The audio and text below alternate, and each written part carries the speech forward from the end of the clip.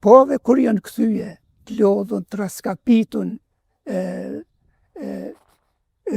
që i ka ndihmue me ushqim, me veshmbathje për me mu kthye tu shtëpia. I jam mirënjohës bashkëshortes time atë çka ka bue për ushtarët e ushtrisë lirimtare të Kosovës, siç u thash Ministrinë e Ambientit edhe Planifikimit Hapësinor. Dikur kjo kull ishte më shumë se një shtëpi, ishte vatër mikpritje, ku priteshin e përcilleshin edhe luftarët e ushtrisë çlirimtare të Kosovës, me atë sa kishin mundësi, por me zemër të madhe. Atër ka qenë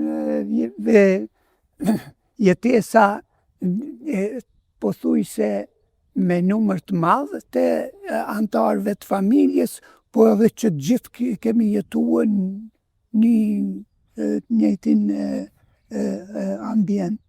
Përpos zburrave mund ta shihnim pastaj që ajo konde e dedikume vetëm për musafir, edhe ka pasur oda tjera të fjetjes.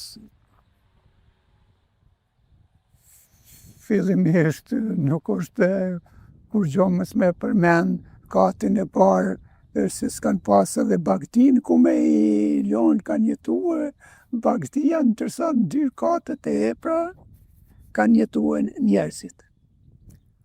Me gjatë luftës, këtu sa kemi qenë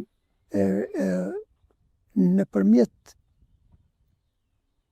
ka kjo kull këtu, deri në kufi atje ka marshue kolona përhershme të ushtarëve të ushtrisë lirimtare.